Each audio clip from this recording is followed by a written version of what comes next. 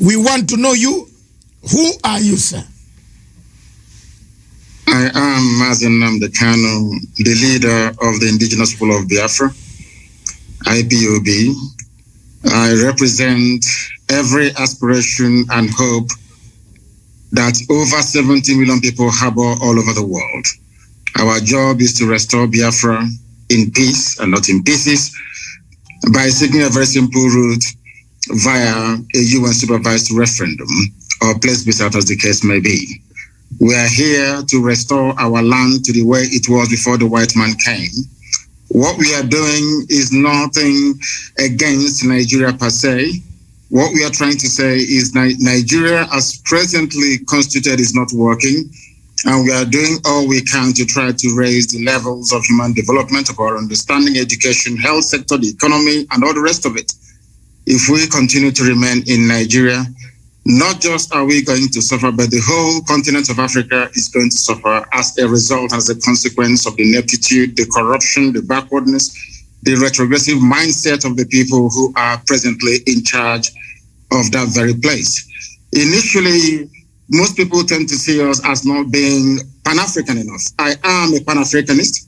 I believe in the unity of the African state. My preference will be for Africa to have one nation, one government, one people, even one language if it is possible. I am a subscriber to the very fine influence of Kiswahili amongst the people of East Africa. And I wouldn't mind if that were to be the lingua franca for sub-Saharan Africa. I don't mind at all. But we must face reality and we must face facts. We as Africans are tribal by nature. We are ethnic by nature. That is why every Christmas, every Easter, every celebration that we have, we go back to where we come from. We go to our villages. We go to our town. That is who we are, and we're not going to deny that.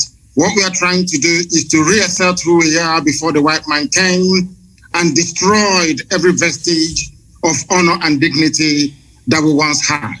And in Biafra, we are going to restore that. And from Biafra, the rest of Black Africa will also be free. Thank you very much. Thank you very much for explaining the position of Pan-Africanism. Because critics talk about, as much as we are Pan-African station, we always talk about Pan-African unity. But I've argued my case before the AU and I said, you cannot talk of Pan-African unity. One part of Africa is bleeding. How that cannot be. In Nigeria, there's one part bleeding. In Gabon, Cameroon, there's one part bleeding. We can't talk about Pan-African and leave people who are bleeding. I am happy that you have touched the word Pan-Africanism. Many Africans, including your former leaders, have said Nigeria needs rearrangement. I picked something from you. I want to see this rearrangement. What is this? Babangida.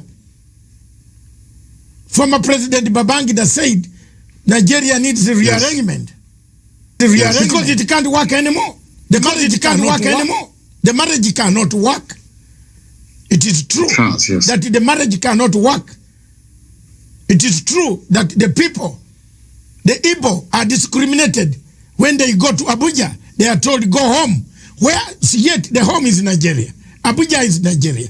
I've done investigative work undercover and I've discovered all these things. I'm not being told by you. But I've been with my Nigerian people who have actually ended up being discriminated in their own country. So given this scenario, I want to find out from you, from what perspective do you think Africa should come in, the whole of Africa should come in to bring the plight of the Biafran people, the indigenous people, whom you have been fighting for? How do we come in as Pan-Africans? How you can come in is by doing what very courageous leaders in Africa did in relation to the case of South Sudan. Because in the case of Nigeria, the center can no longer hold. Everyone knows, the whole world is aware of the fact that we are ideologically, psychologically, culturally, religiously, and socially diverse.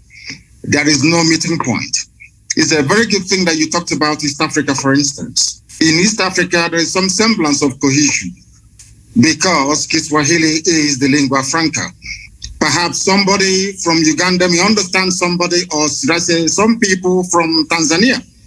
Some Tanzanians may be able to understand somebody, let's say, from Rwanda, because they speak the same language, they have the same understanding. So that is a basis for building something called a national cohesion. In the case of Nigeria, that is conspicuously absent. It doesn't exist. Now, the fact of the matter is this.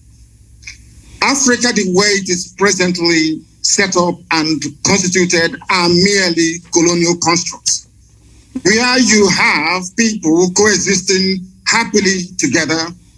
Perhaps they are very fortunate. In the case of West Africa and Nigeria in particular, I have nothing, and I repeat, not Fulani person. I have more things in common with even a white British person than I do with a Fulani person. I mean, we have nothing in common. Their value system is markedly different from ours. We cannot see eye to eye. I give a very simple example. The democratic will of the people must be democratic with the democratic will of the people must be principle of any viable society. And that is the basic advocate of referendum society. And the sooner they conducted the better of referendums, and the sooner they conducted the better. It's the rejigging of their constitution through their so-called rejigging of their constitutions, which has been coming on and off from time to time. Conference, which has been coming on and off from time to time.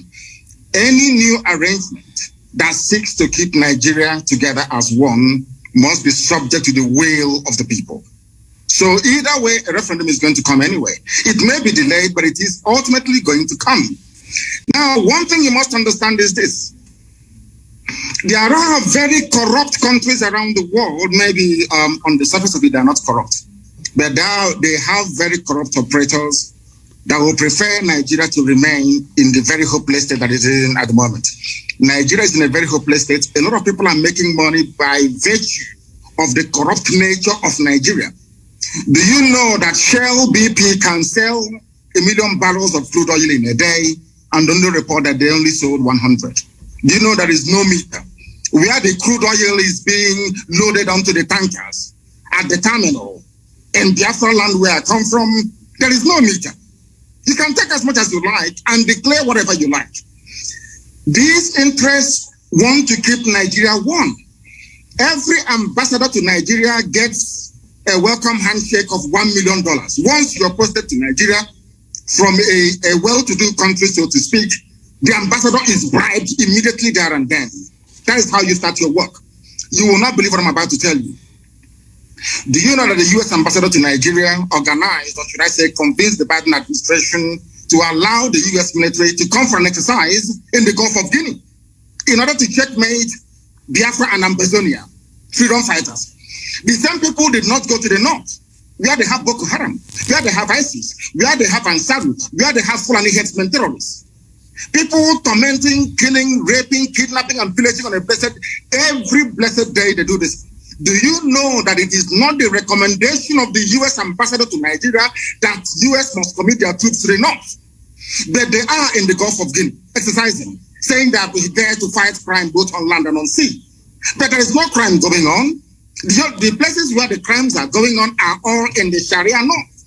And I want to bring you back to this idea of referendum once again.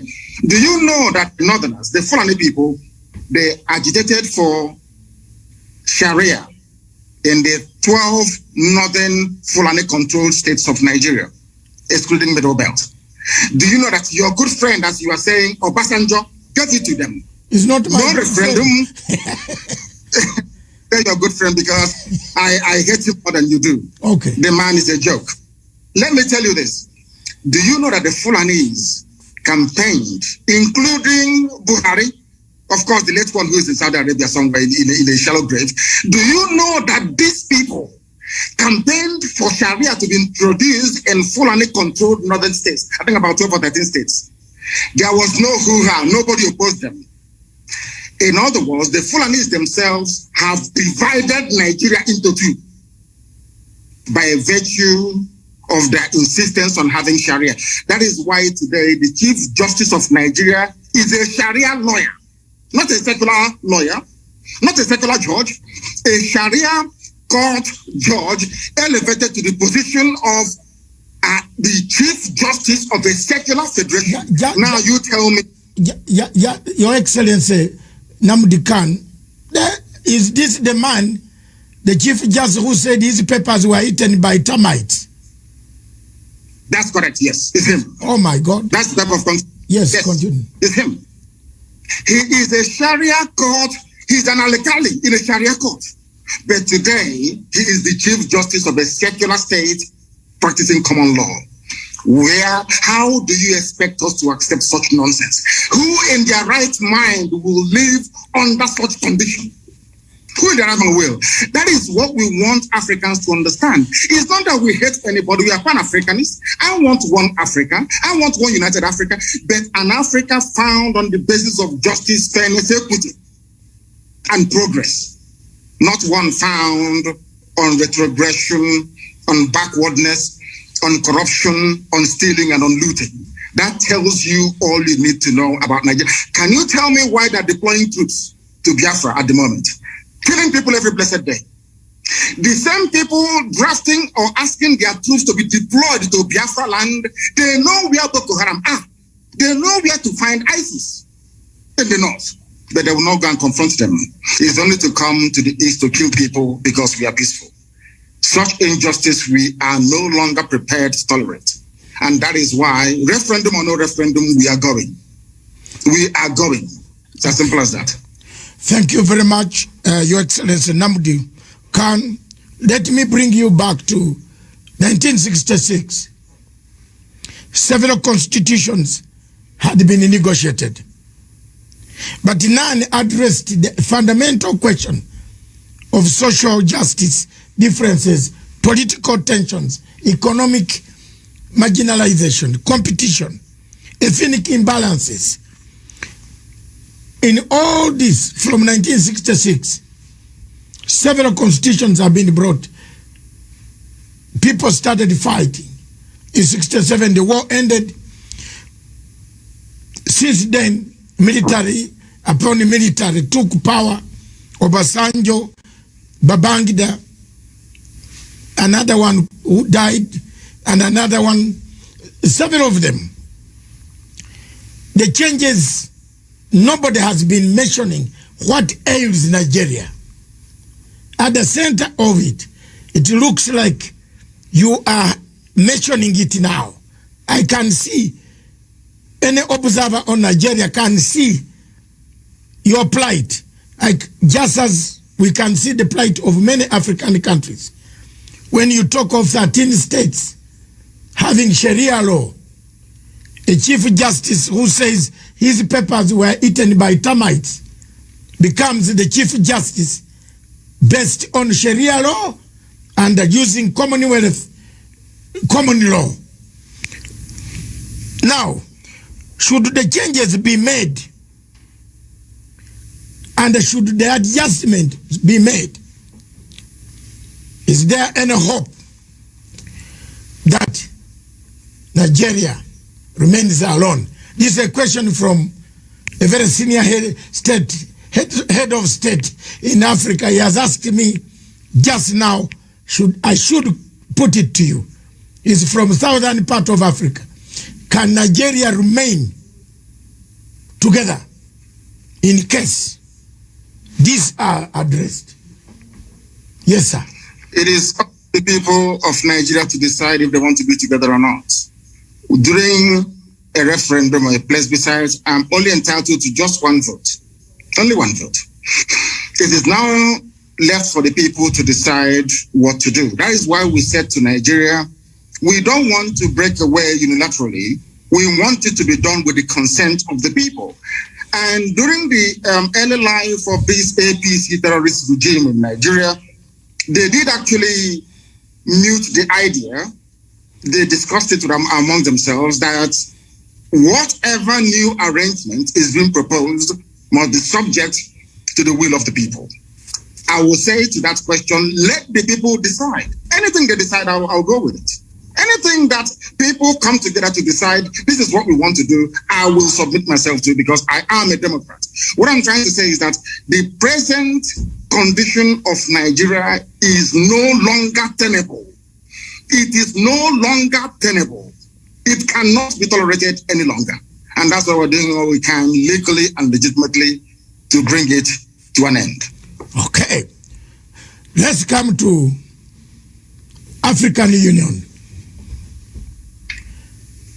President Uhuru Kenyatta is the chairperson of Africa, or Kenya is the chairperson of African Union Peace Security Council. He is the chairperson of all peace and security arrangement in Africa. He is also a member of United Nations Security Council, representing Sub-Saharan Africa. He has huge numbers of Nigerians seeking asylum every day in Kenya, Uganda, Tanzania. What do you want him to hear? What do you want him to hear now? What message do you give to them, to the AU, that the situation is not as they think, so that people can wake up and help you? What I want President Uhuru Kenyatta to understand is this. Contrary to all the fallacious lies and misinformation coming from Nigeria, we are not against African unity. We want Africa to prosper. And what is happening, from what you've said, what they're experiencing now in Kenya and in other East African countries in terms of the huge numbers of people seeking refugee status and asylum, is indicative of the decay and the death that Nigeria is going through at the moment. And unless they step in now to do the right thing, believe you me, they will get millions upon millions of people asking for asylum in their countries in no distant future. Let it not be said that the disintegration of Nigeria will somehow bring an end to Africa's cohesion and unity. It is a lie. It's a lie. It will strengthen it.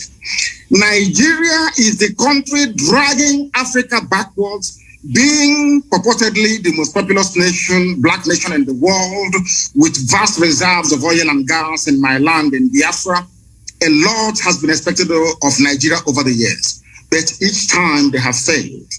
If you go to a place like Rwanda that I'm sure you have been to, if you go to Kigali and see what Paul Kagame has been able to do with meager resources that they have, I am sure the same transformation is taking place all across Ethiopia, taking place all across Kenya. You can see viability of economic life and prospect. None of that exists in Nigeria. They only sell crude oil and they import everything, including refined petrol as well. What I want African leaders to understand today is this, that Nigeria is the problem of Africa. If you terminate Nigeria, it's like a cancer growing somewhere on the body of Africa. Once you get rid of Nigeria, believe you me, Africa will spring to life. Let them not be deceived. Don't allow yourselves to be deceived to think that we need this huge country with huge population and vast natural resources to be relevant in the world, on the world stage. That is a lie. Because the size of Nigeria, the way it is today, was predetermined by our colonial masters. Britain said, we want to use Nigeria to influence every other country in Africa. That was their game plan. Britain wanted to control Africa through Nigeria. It's there in the official documents. And I'm saying to Africans today, don't allow that to happen. As you say, the level of Fulani mediocrity in Nigeria has made it almost impossible.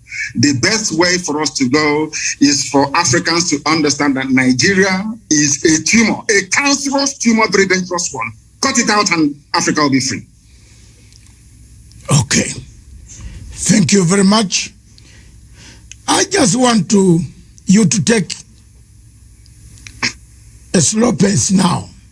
I want to come to ask a question that has happened to me also We seem to be swimming in the same field. That's why you see we are the same. The loss of your parents, you did not attend. I also did not attend. The death of my father, I have never buried him. I am in the same category like you. I want us to go slow and say, you were not allowed to attend to bury your parents. How did you handle this? I know I am slightly older than you in years. I have handled. Are you sure? Yes, I am. Are you sure? I'm 65. My goodness, you look very young. Yes, I'm 65. And that's very good. I have, when I lost my parents, I was also in exile in Britain, and I could not bury them. How did you yourself handle this matter, and how do you encourage others? There are millions of refugees on the African continent, in South Sudan. Some of them don't know where their parents are. But the people have gone to make political leadership, but they have forgotten accountability. That's why South Sudan peace process is collapsing, because there's no accountability. So how did you handle that? And did it encourage you and give you resolve to keep pushing for a better Nigeria or a better Biafra? Please. It kept me pushing for a better society for everybody.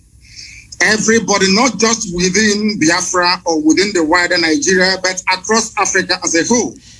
Because what concerns one black person actually should concern another black person as well.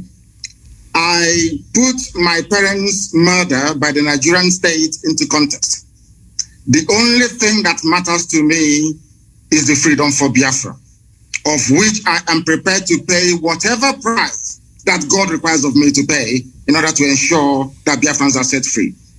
That was how I managed to, should I say, compartmentalize that very grief at that moment in time. And I might also add that my mother-in-law is dead as a result of the same thing.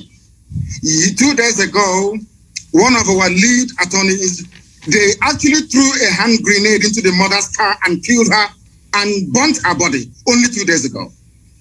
I see these things as necessary sacrifice that we must go through in order to restore Biafra, that is essentially the kingdom of God upon the face of this very earth. For that, we are prepared to pay whatever price that we are called upon to pay to ensure that the people of Biafra and every other ethnic group being oppressed in Nigeria and wider Africa is set free. That's my mindset. And that was how I dealt with it. As horrible as it was that I couldn't attend as the first child and as the first son, my father's burial, my mother's burial, but I see them as being very essential sacrifices that one has to make in order to ensure that his people are set free. Thank you very much. I am also the first son, so maybe that's why I started fighting for the Biafran people. Let me come back, take you back to the question of Boko Haram. Yes. You mentioned one point which is very clear. Security agencies across Africa would like to know what ails. Why is Buhari? By the way, is Buhari, or we have a problem here? Because the human being should understand that people are dying. The army, Nigeria has a huge army. Is the army a coward? Are they cowards? Do they protect who? Are they protecting the territory of Nigeria? How does the army allow people to come and kidnap citizens, take them, then in piecemeal release them 2, 3, 4 back? Who are these? Is it an internal collaboration between the army, Buhari, and his generals? Who is commanding this army? Surely the army that cannot even rescue 5 students from girls who have been abducted. What type of army is this? Is there a bigger thing than Boko Haram? I have been requested by another reader from Tanzania to say, why is this Boko Haram menace never cleared? Why is Nigeria not asking for external help to come in to help them? Is it because they want it themselves? Please shed some light to our viewers. I want Africans to understand one fact today. The entire terror architecture in Nigeria is hinged on the political aspirations and hegemonic tendencies of only one tribe, the Fulani. We have no issues with the Hausa, the Bachama people, and all the rest of them. It is the Fulani. And this game plan has been in existence for a very, very long time, nearly 200 years ago. And they must execute it. I want Africans to understand that only the Fulani tribe alone financed and sponsored almost 6 terror groups exclusively by themselves. Before Buhari came into power in 2015, he said, at the height of the insurgency, an attack against Boko Haram is an attack against the North. I will leave that to one side. I want your viewers to understand something today, which previously maybe they may not have been aware of. Do you know that Boko Haram nominated Buhari as their chief negotiator in 2014, 2015? Are people aware of that at all? Do you know that these same people only a few years ago said that these murderers and these rapists, they are our misguided brothers? Do you know that their so-called Sheikh Gumi, who happens to be very close to the presidency, I need you to understand this very clearly, the one negotiating with the bandits, are you aware that their recommendation is for ISIS and Boko Haram to merge together, that they can come south? I want these points to be noted by your viewers all over the world. So when you see these people, you ask them these questions. Do you also know that the leader of the dreaded ISIS in West Africa province, ISWAP, his name is Al-Banawi. Al-Banawi is the son of Yusuf Mohammed, the founder of Boko Haram. Do you know that this man was arrested around about the same time that I was in detention in 2015? Do you know that he was released without trial on the orders of the presidency of Nigeria? Do you know that the 4th largest terror group in the world, the Fulani headsmen, which the whole world knows, the 4th largest terror group in the world, they are Miyetiala. Do you know that the presidential spokesman came out and said live on national television that these terrorists are legitimate stakeholders in the government, in the governance of Nigeria? Are you aware of that? Do you know that despite telling the whole world that these murderers and these killers are from the Sahel, they are not Nigerian Fulanis? Do you know they're forcing us today to give them our land so they can settle in perpetuity? Are you aware of that? Let me also shock you this morning. From the office of the Inspector General of Police of Nigeria, a letter came out titled Terror Elements to Expand Frontiers of Attack. In this very letter signed on behalf of the Inspector General of Police of Nigeria, of which Katona Lang and the U.S. Ambassador are both aware. Here, they mentioned the specific places where they claim the leaders of Boko Haram are hiding. Understand this. I want the world to know that this Fulani expansionism is a well-planned, orchestrated move to take over the land of indigenous people and hand it over to marauding Fulani nomads across the Sahel. A letter from the IG of Police of Nigeria. In this very letter, they mentioned the names of the places where they felt or they believed their intelligence told them that these people are hiding. They did not send Nigeria army or police there to go and confront them. Instead, they sent them to Imo State. They sent them to Abia in Biafra land and gave them an order to shoot at sight. And I want you as a journalist, I want you as a lawyer to go back and investigate through the history of Fulani-funded terrorism and insurgency in Nigeria. Try and see if there is any instance where the IG of police or the chief of army staff has ever said to the troops, shoot at sight anywhere in the north. It's never happened before, only in Biafra a few days ago.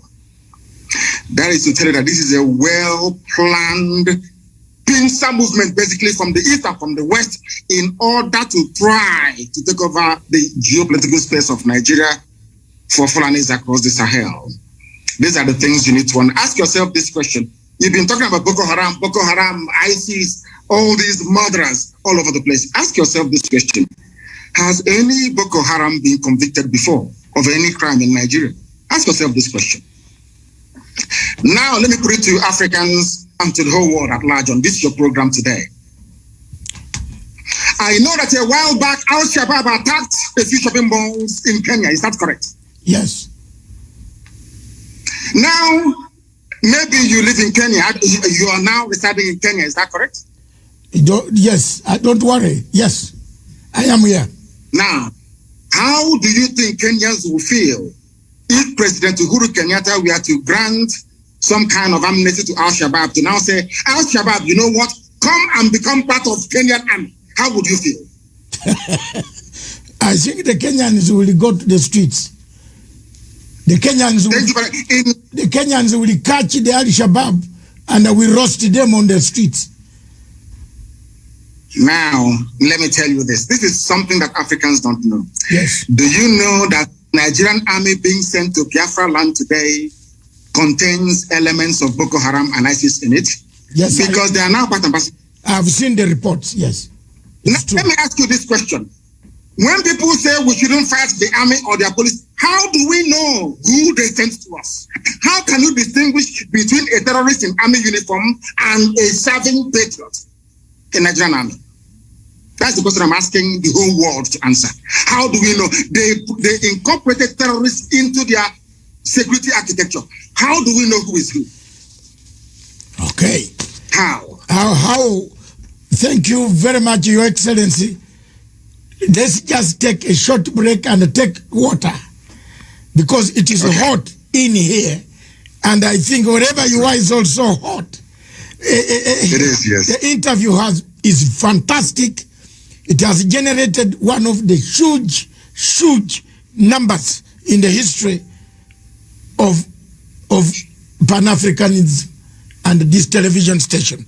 So let me take some water. You take some water. We resume in 2 minutes. Okay. 2 minutes. Okay, sir. On that question. Thank and you. The world, how do you differentiate between Boko Haram and Nigerian army? Simple question.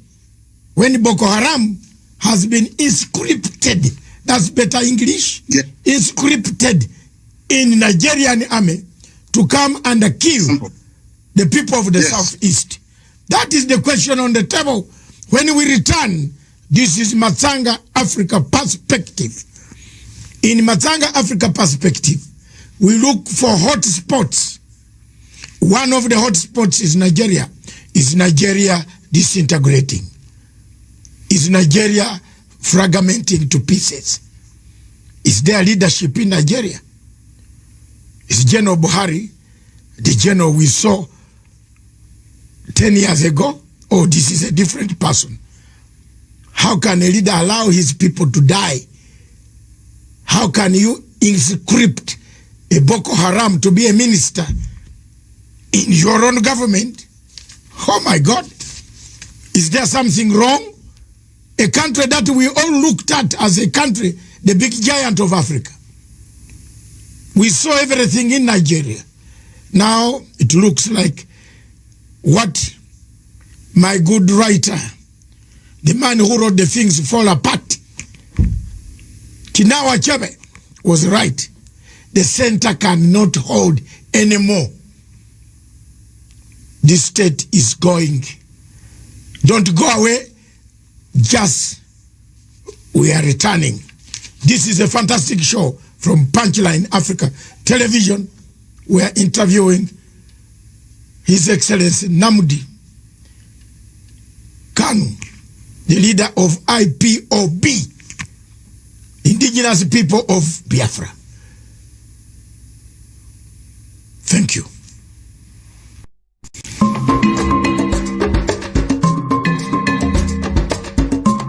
Conflicts exist on this continent. One of the most raging conflicts on the continent of Africa is the question of Biafra. From 1965 or before that, the Biafrans had their own institutions. Before the colonial master arrived, they have agitated themselves, they have told the world they want fair treatment in a nation called Nigeria. Successive regimes have always trampled upon the rights of the people of Biafra, destroyed them, killed their younger men, assassinated many, deported many, excluded many, forceful deportation out of your own country. Time has come for the new generation in 2020, 2021, 2022, for people to sit down to find an everlasting solution to the conflict that is around that region.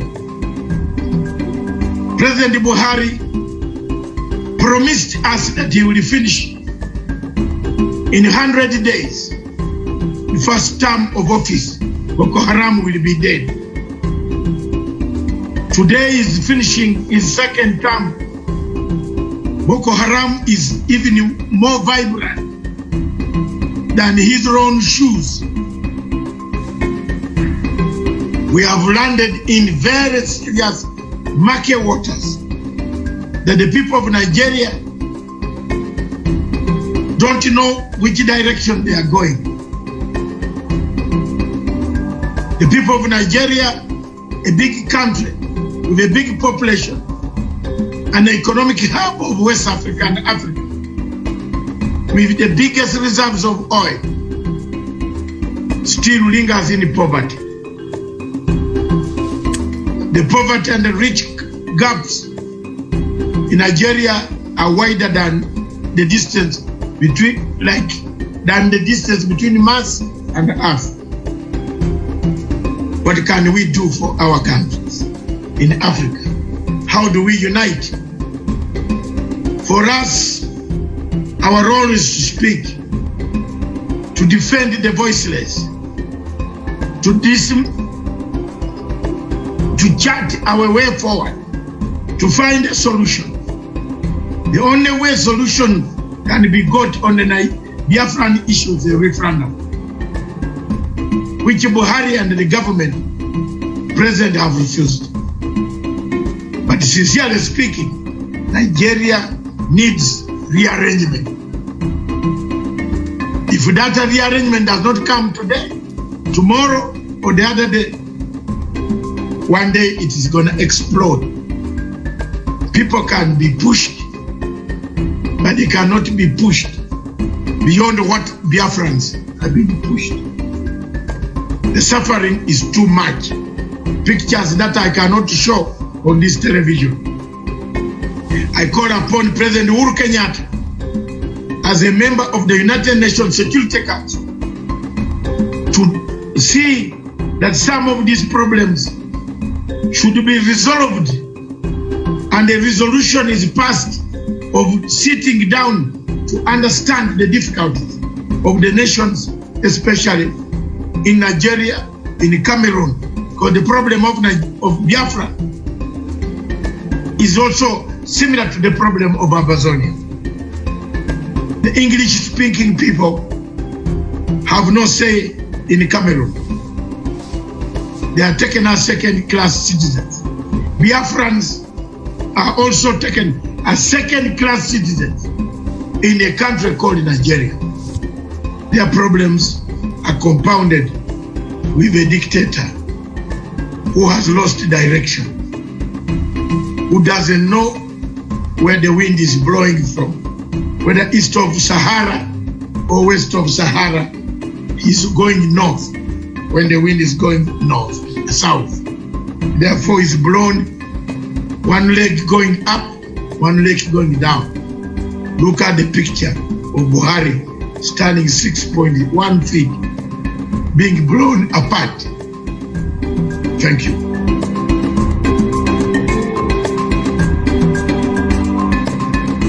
Back to Punchline Africa Television. Our show is Matsanga Africa Perspective. In Matsanga Africa Perspective, we look at what ails Africa, what kills Africa, what makes Africa be called a continent of savages. As we can see in Nigeria, that name cannot go away. Boko Haram is killing people, taking people. We have incorporated it in the system of the Nigerian army, brought them back without remorsefulness. They have not done any reconciliation. And they are then being hired to destroy and kill other people. We have invited, and we shall invite more people to talk about this.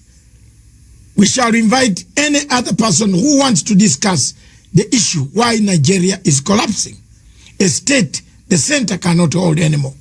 With us in the studio and away taking questions from us is none other than the leader of IPOB, Indigenous People of Biafra, His Excellency Mazi Nnamdi Kanu.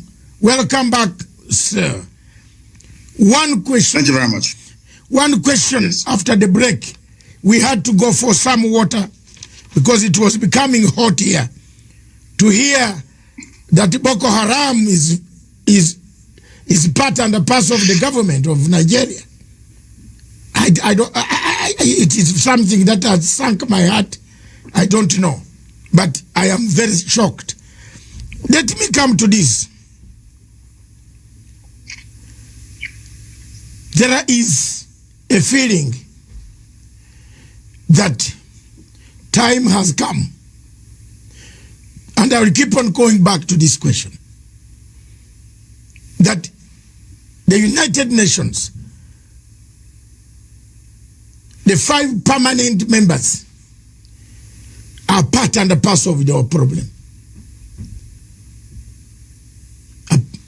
Now, because you can't exclude any, China is already in Nigeria also. Russia is in Nigeria. America has been there. Britain is there. France, through Total Oil, their presence is there. And a candid question comes. We touched it, then we went away. But it is coming back from the questions I've read during the break. Someone from South Africa is asking, surely, do these permanent members of the United Nations have eyes? Do they see? Because there are some clips here which I don't want to show you on this TV. They are very bad as far as the killings of the youth in Southeast in Biafra. The killings, the slaughter, the torture by the army, by Nigerian army. How they tie youths on their Land Rovers and roll them around the villages. I get these pictures every day from Onitsha. These are not photoshopped. These are real things happening in Nigeria. So someone has asked, does the United Nations permanent 5 have eyes or not? What would you say to them now, today? As we find... I believe that... Yeah. Go on. They have eyes, but for some reason they have decided not to see the evil happening to Biafra. And this is what I want Africans to actually digest. Africans must ask themselves this question. Why is there this global conspiracy against Biafra? I have an answer to that. It is because Biafra portends goodwill for the whole of Africa. And they understand this very clearly. We cannot be blaming the Permanent Five of the UN because we are the ones that created the enabling environment for them to come in, to exploit and to do whatever thing that they want to do. I was having a very serious discussion with somebody and I said to them, do you think that the world prefers this very exploitative relationship that they have with the very corrupt, subsequent corrupt regimes that you have in Nigeria? The person said yes, and I said no. The answer is no. USA is more concerned about trade with Japan and EU more than they will with Nigeria. Because in all these economies, people want where they can ship their goods and services to be purchased. They needed to have the spending power. That was the reason behind the USA helping Germany to stand on its feet after the Second World War. The reconstruction of Europe by the US government was driven by economic self-preservation. People would want an Africa that is viable, an Africa that will be like the Southeast Asia, where high goods and services can be traded with ease. Not this very almost primitive, exploitative relationship that they have in places like Nigeria. I don't blame China. I don't even blame Britain. I don't blame Halliburton, USA. I don't blame Agip of Italy. I don't blame Shell of Netherlands. I don't blame any of these people. We are the ones that allowed them to come to exploit us. So we cannot blame them. See, in life, when you allow yourself to become a victim and you keep playing the victim card all the time, you go into, your mindset will go into a very vicious cycle of this victimhood and you can never come out of it. And I'm saying to Black African people all over the world, if you believe in the equality of every man born, if you believe that all men were created equal by God, then anything white people can do, so also can you do it. If we cannot do what Europeans can do, what Americans can do, what South Americans can do, what Asians can do, we cannot lay any claim at all to human equality. It is our fault, not the fault of the Permanent Five. I go back to what I said before.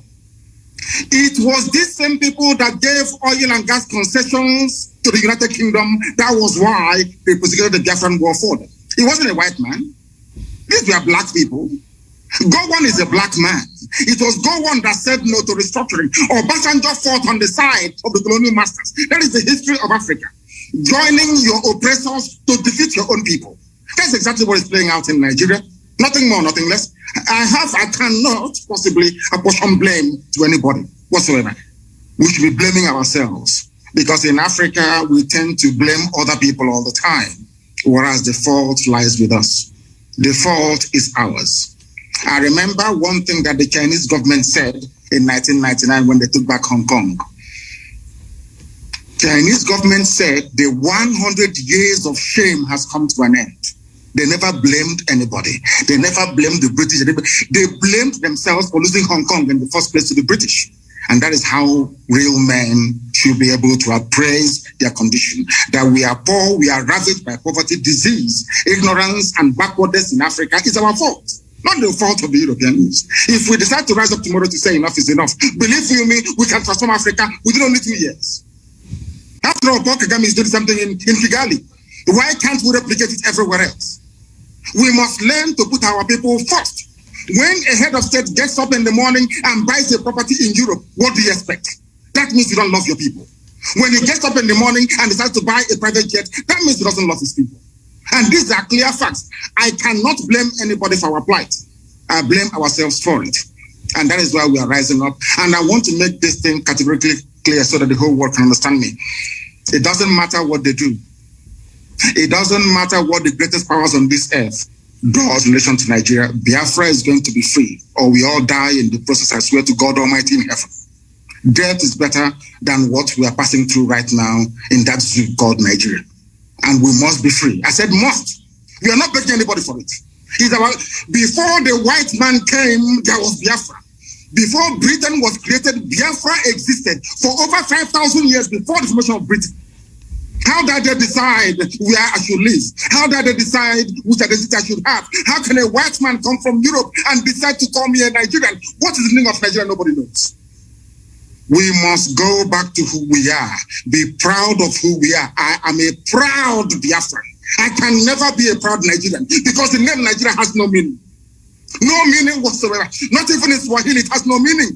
How can a white man come and create a country for me in Africa and I be holding their flag running up and down saying this is my country? Who said so? Can I go to Europe and create a country in Europe for them? On what basis is our argument of human equality when Europeans can come to Africa and create countries? We cannot go to Europe to create countries. How can that be equality? Oh. That is why racist towards us. And that is why we must rise up now, not tomorrow, to support Biafra. Biafra is the beginning of the true emancipation of black people. Ask Julius Nyerere and he will tell you. Thank you. Julius Nyerere, indeed. In 1967, the late Julius Nyerere was the first man with Dr. Milton Obote. That's why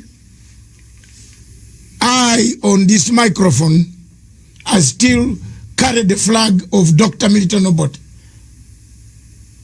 They are the first countries in Africa to recognize Biafra.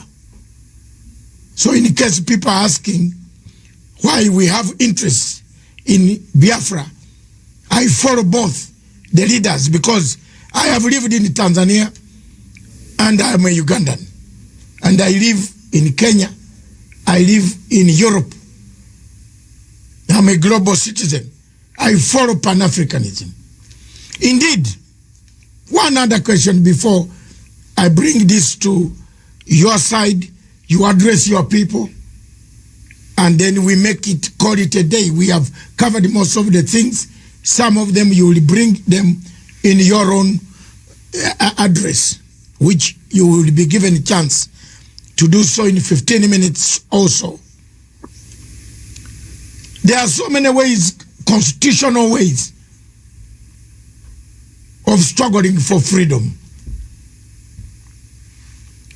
I believe you know where I'm going now. Of course, yes. We have tried. For over 10 years, you have tried. You have done so well. You have awoken the people and said, wake up. We are being slashed one by one.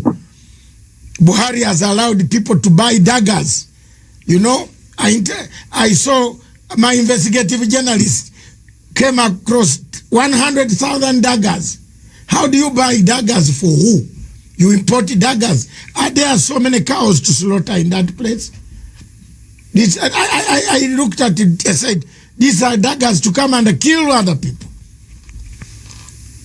If the constitutional route of referendum fails, what other constitutional means would you use? We insist on constitutionality. Yes. And we are going to have it. When Reverend Dr. Martin Luther King started to try to rearrange the social order in America, some people felt it was impossible to do, but eventually he succeeded. When Nelson Mandela, and I'm sure your good self, and all other anti-apartheid campaigners started, even with the support of Margaret Thatcher and Ronald Reagan, this is something people don't know, that Ronald Reagan, a very powerful president of the US, and Margaret Thatcher, of course, their young lady, they all supported apartheid South Africa. They did. They were the ones that labeled ANC a terrorist group. Some people don't know this. It was only a few years ago that the name of Mandela was, should I say, erased from the logbook of terrorists in the United States of America. People don't know this. We are going to insist on what is ours and what is right. We've been occupying our land in perpetuity since the creation of man on this very earth. Somebody came and decided to change our identity, and we said no. The person said, okay, if I'm leaving, I'm going to hand you over to a more brutal caretaker, which are the Fulanis in this case. And that is why they're killing us and killing us till tomorrow. I want to draw your attention to something very, very critical. The order given by the Inspector General of Police of Nigeria to predominantly Fulani soldiers and Fulani police people to go to Biafra land to kill people Had this announcement been made by any other police chief anywhere in the world, believe you me, there will be someone to appear in here the next day. I want to read for your audience. I'm going to quote him verbatim what he said. The IG of police in Nigeria said, he's a Fulani man, mind you, don't mind the media shout, do the job I command you. If anyone accuses you of human rights violation, the reports will come to my table and you know what I will do. So take the battle to them wherever they are and kill them all. Kill Biafrans all. Don't wait for an order. What another order are you waiting for when Mr. President has ordered you to shoot anybody carrying AK-47 assault rifle? Quote me, even a dead policeman can be tried and dismissed from the force and his family will not get his benefits. And this is from a police chief. Do you know the funniest thing, or should I say the most astonishing thing of all? The EU has a presence in Abuja, in Nigeria. The British High Commissioner is there, Katuna Line. The US Ambassador is there. They've not said anything at all. In other words, that leads us now to believe that exactly what happened between 66 and 1970 is about to happen again, which is kill as many Biafrans as possible. I want all Africans to understand this, that this very policy of genocide and slaughter is sanctioned by the US Ambassador in Nigeria, sanctioned by the UK of all people. Tomorrow they'll be singing songs of praise about human rights abuses, what China is doing, what is happening in Gaza, what is happening in Rohingya. But in Nigeria, they sanction the killing of Biafrans in broad daylight. What sort of justice is that, I ask? And I want Africans to know, to ask themselves this question: why is it that the USA and Britain wants this very tiny country to be squashed and killed? What is it that they have that is driving them so mad? Because the future progress of Africa lies in the land of Biafra, and they do not want black people to be developed. That is why they're doing what they're doing. Look at a whole, should I say, high commission running all over the place, telling the country how to be run. The same things that Kwame Nkrumah, Julius Nyerere, Azikiwe, all of them, Patrice Lumumba, Jomo Kenyatta fought. The same thing that Mandela fought. Black people are now tolerating it. The same thing we are fighting. We want independence, we want self-rule. Today, this very morning or afternoon or evening, one woman is crisscrossing the whole of Nigeria, telling the Nigerian police who to kill, telling them who to shoot at. Now tell me how I can be in a country where the chief of police have targeted my people for extermination and the whole world is quiet. Tomorrow they'll start blaming us for one thing or the other. But we're not backing down because Biafra is coming, and I assure you no Jupiter can stop it. Thank you. Thank you very much. I just want to ask my final question. What does the future look like for Biafra? I'm interested in that. What does the future? Because let me come first. I've struggled for Sudan. My television and my TV struggled for Gambia. You remember you were listening to me when Yaya Jammeh switched off all television stations in Gambia. I took my satellite quietly in Gambia, and Yaya with all the army could not know that I was broadcasting from his own place.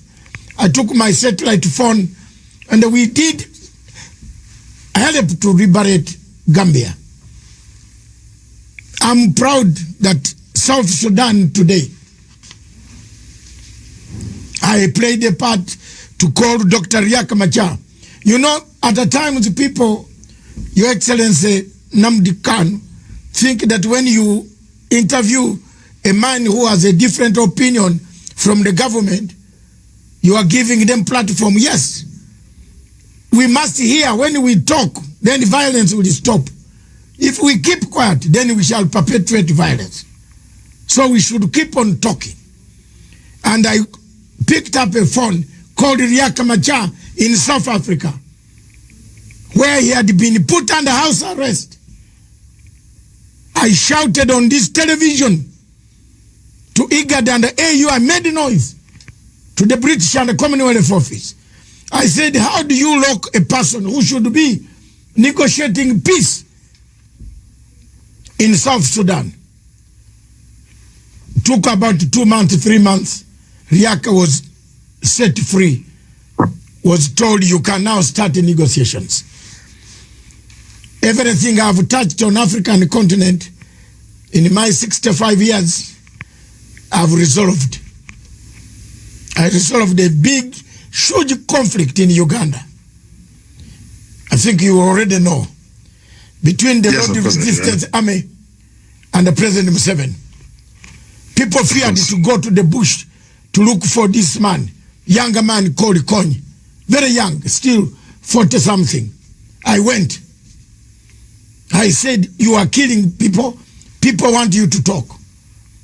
And we have come here. If you want to kill us, you can also kill us. I'm a determined man. I want you to paint for us a picture of a Biafra that does not look Savimbi way.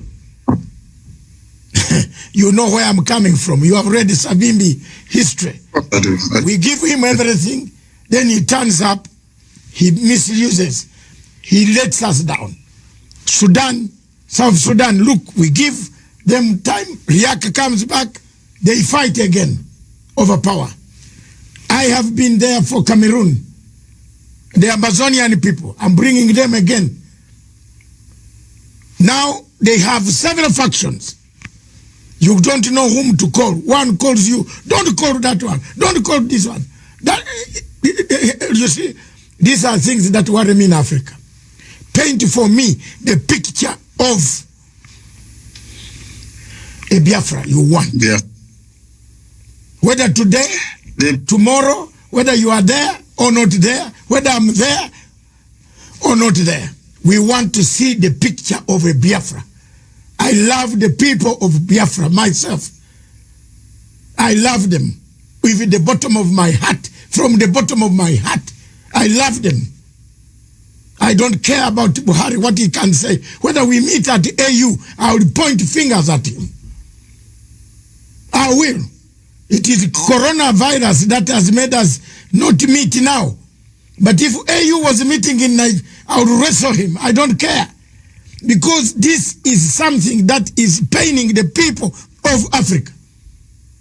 And you can't wear long counsel, this long clothes, and come there to impress us with your perfume when people are dying. Therefore, I want you to paint for me a picture of a Biafra. What type of Biafra do you want? The type of Biafra I want is the Biafra of my ancestors. The land of the free, where people are allowed to pursue their daily endeavors without interference from any higher authority, where individual and collective autonomy of every component, ethnic, nationality within Biafra will be guaranteed, not just by law, but by virtue of our existence as dignified human beings. A Biafra that will be demilitarized, a Biafra that will be forward-looking, innovative, creative, run on clean, green energy, not reliant on gas or petrol. A Biafra where the police will not bear any arms. A Biafra where people can live and die and you will not see an armed soldier anywhere around you. A genuine republic, a land belonging to the people. We are going to cement this in the way we structure our society. A Biafra that will attract inward investment. A Biafra that will consider every necessity of life as being a human right, not just in words, but in deed. A Biafra where there will be no strife nor rancor. A Biafra where all men and women will be equal, regardless of their religion, their sex, their creed, their orientation. A Biafra that will maintain open borders to every black soul on the face of this very earth. I do admit that geographically, in terms of landmass, we may not be that huge. The Biafra will operate, or should I say, run an open door policy. Every black person on the face of this earth will be an honorary citizen of Biafra, as long as you're not tainted by terrorism. That is the type of Biafra we want to run. The Biafra where Europeans will sit back and say, we never knew that such innovation and creativity will be possible. A Biafra that, should I say, the likes of Rwanda is a forerunner to, because today they are doing very well as well. That is the type of nation we are going to build. A truly democratic nation, not through the force of arms, but through dialogue and negotiations at all times. Nobody's going to lord it over anybody else. My ancestors never did. That is why we remain the only people not to conquer any other piece of territory, and nobody conquered us until the white man came and our temple fell in 1904. That is the land we're going to go back to. A Biafra of very many nations, a Biafra of autonomous nations within, governing themselves according to their own rules. Of power and dictates for others what to do. And we are going to accomplish it by the grace of God Almighty in heaven.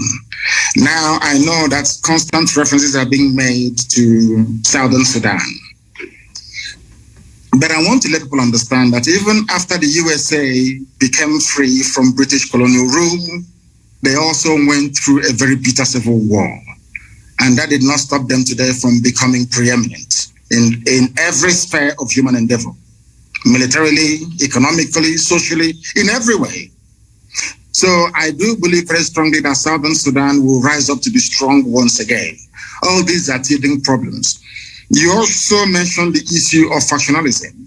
It is when people put the interest of themselves and their controllers well and above that of those that they are serving. That is why I said, and I have said this repeatedly, I will never ever lead Biafra politically. Once Biafra is restored, my job is done. I want to be able to prove to our people what sacrifice means, so that those who will come after us will know how to treat our people with respect and with dignity. The thing about Africa is somebody gets into power and they want to stay there forever and ever, see if there is something in it. The little work that I'm doing for Biafran people is very tiring, very, very stressful. Sometimes I don't even know how these presidents manage to sleep. Maybe they don't love their people that much. If you love your people, you cannot sleep at night. Any president in Africa who's not suffering from high blood pressure, you are not sick. That means you're doing something wrong. You're not doing what you're supposed to do. If you're concerned about your people, then I expect you to be very ill at all times. So that is the type of Biafra that we need. That's the type of Biafra we're going to have. A type of Biafra where the wealth, well-being of Sub-Saharan Africa flows from. And I can assure you we are going to deliver it. We will deliver it. The Pan-Africanism that we talk about is going to start from Biafra, because mind you, I did not say that we're just going to have Biafra and then we'll shut up all the borders. No. What we want to do is to return to our organic political cultural arrangement. Should Biafrans wake up the next day to say, oh, we want to be the same country with Oduduwa, all well and good. Should Biafrans wake up and say, oh, we want to expand into Amazonia, all well and good. As long as you take the consent of the people with you, this nonsense that the Europeans did in Africa, we want to reverse it. That God Almighty heaven may look down and be very proud to say that at last, I have people who are after my heart. And that's what we intend to do with Biafra. Thank you very much. Thank you very much. Viewers, we seem to have covered most of the areas. It is the first time and it's not going to be the last time. Until we liberate, until we achieve the objectives, the aims, the vision of a better people on the African continent. His Excellency Mazi Nnamdi Kanu will return at one time to give us his other views. By then messages today, the leaders in Africa watching for your information, I linked this to South African President Ramaphosa. I linked this to, of course, the president here. His handlers are watching. President Emerson Mnangagwa, Office of Foreign Affairs, and his President's Office, they are watching. Several SADC members and several African, Your Excellency, the Pan-African President in Kampala, President Yoweri Gakuta Museveni, he has added another name, which is very complicated. He's watching.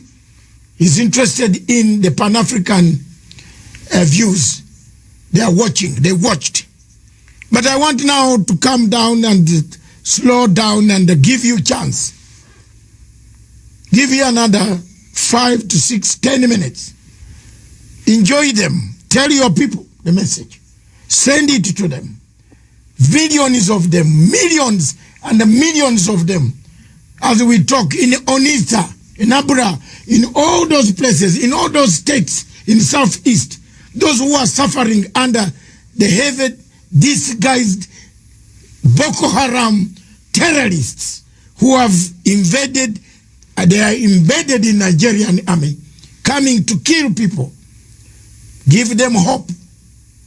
Give them hope that salvation is on the way. Give them hope that tomorrow will be a better tomorrow. Give them hope that Africa is aware. Give them hope that the world is not doing nothing. What we have done today has enlightened so many people, so many countries, countries that have Nigerian refugees who are fleeing because Nigeria is disintegrating. They are benefiting from this program, and it affects the security of the entire Africa.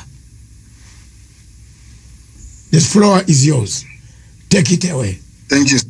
Thank you. Thank you for having me on this program. I've been a very big fan of yours for very many years, and I have studied you extensively.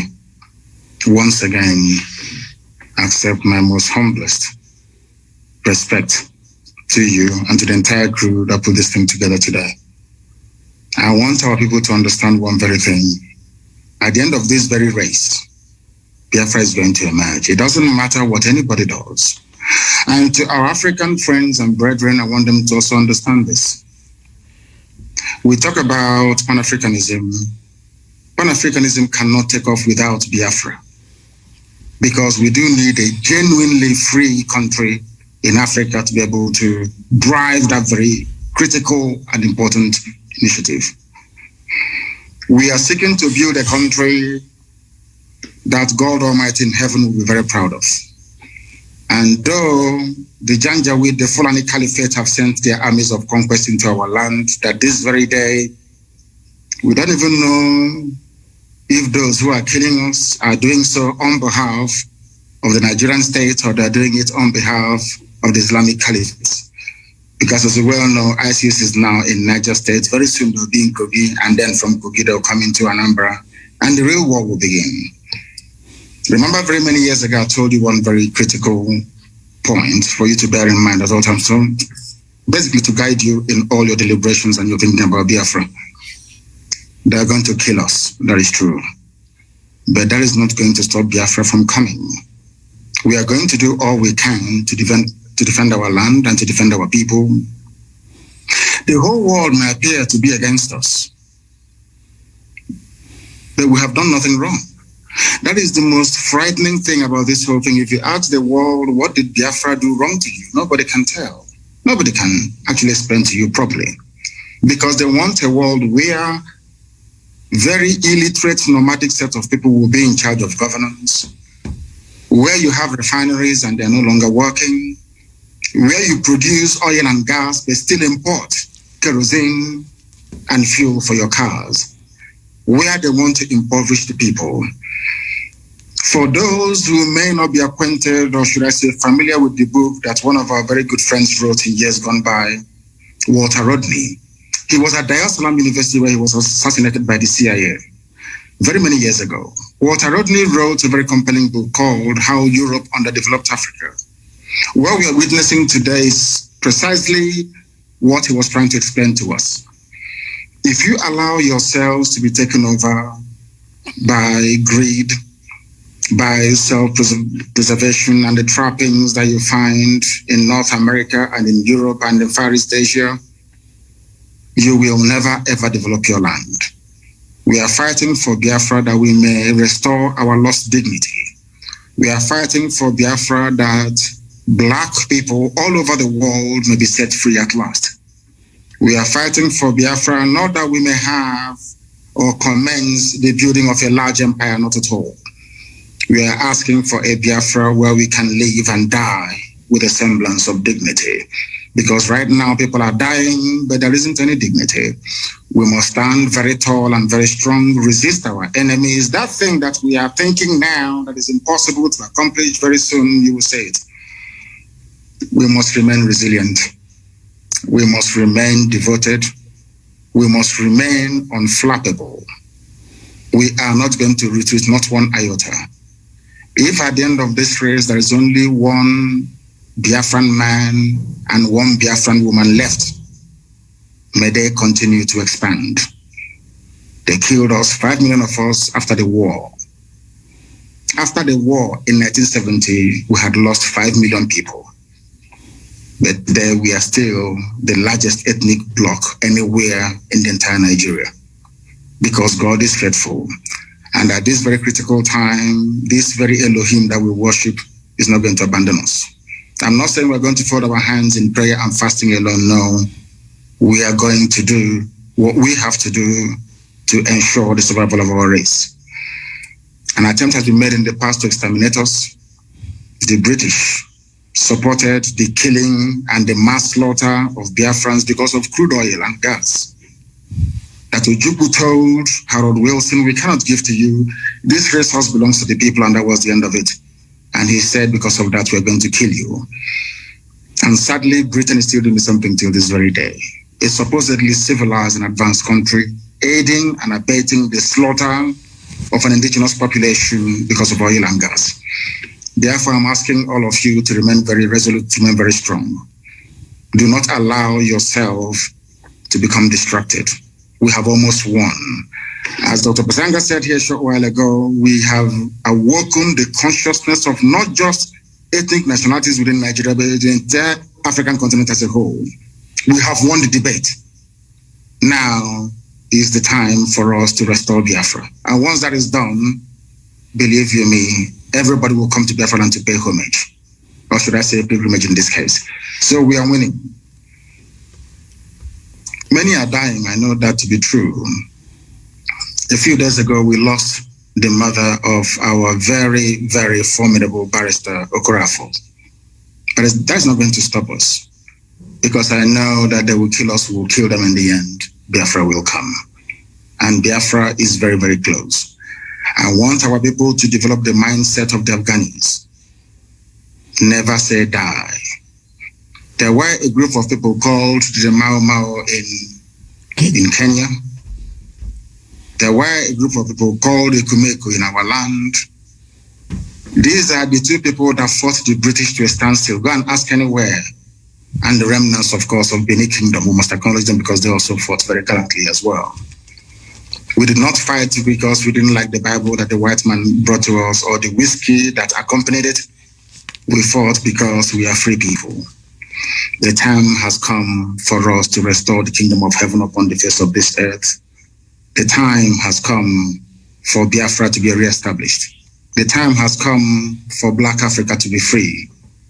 The time has come for every Black person, regardless of where you are in the world, to stand tall and to say, I am an African. Remain very strong, remain very resolute, and may Chukwu Kikabiyama be with you all. Thank you.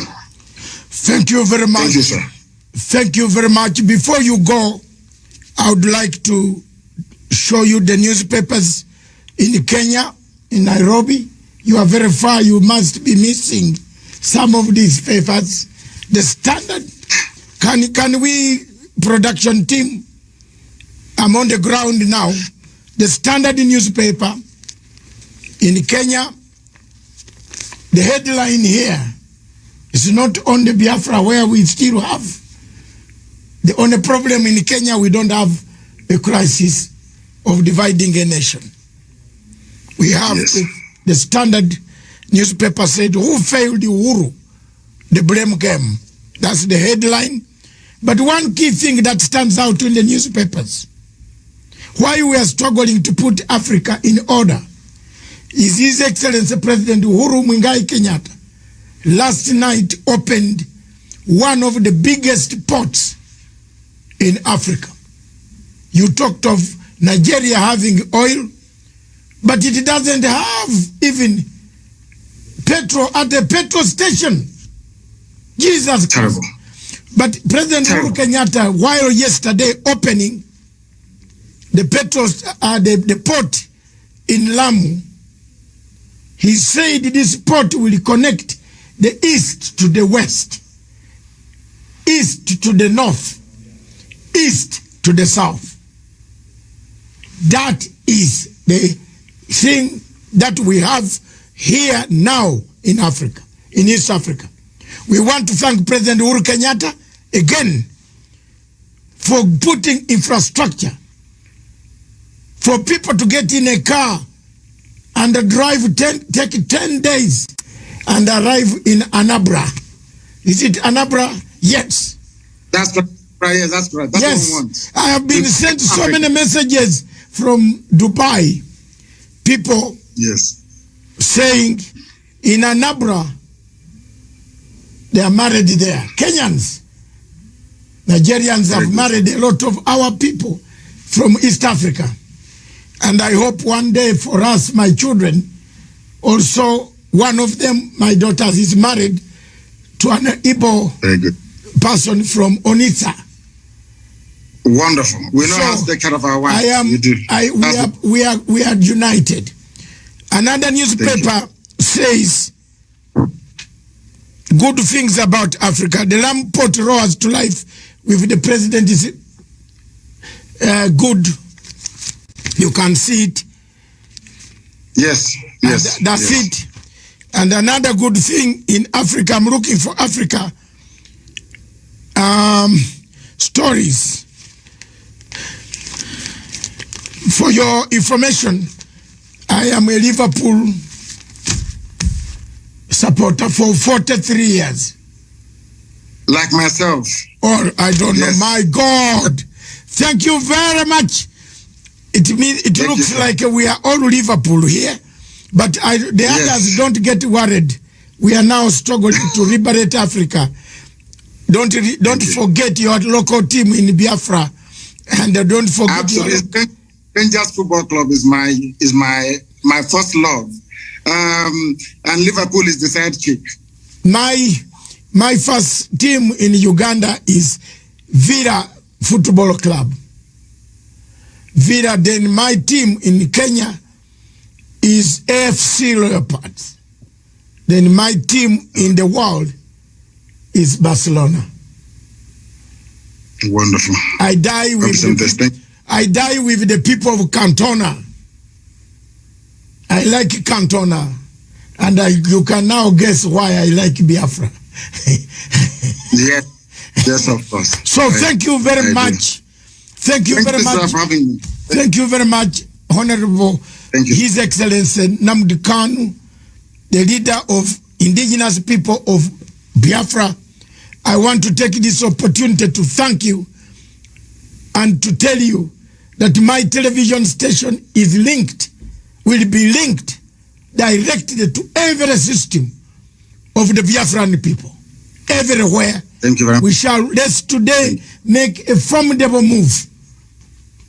I am not here for money. I never asked for a penny from any Nigerian in order to broadcast. I started broadcasting with passion.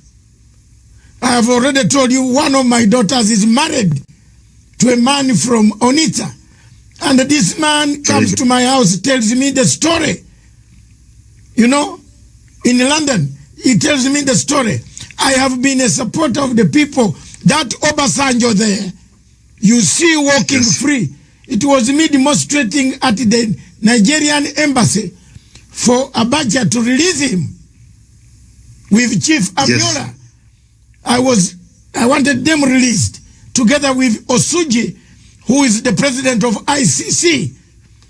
We used to come there every Friday for Obasanjo to have freedom.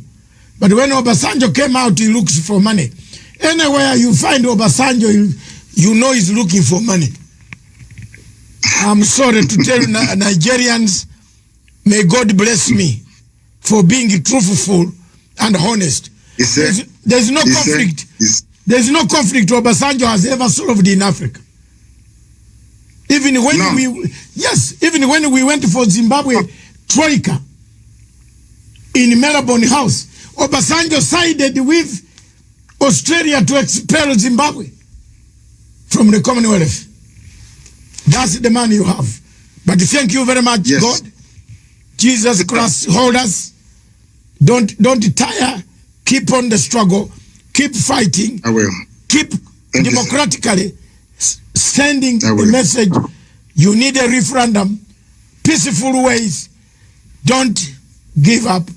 May God hold your hand. Thank you very much. Thank you. Thank you, sir. Thank you for having me. Thank you very much. Yes. Viewers, this station, therefore, is for Africa, by Africa, with Africa. Long live Africa. Ciao.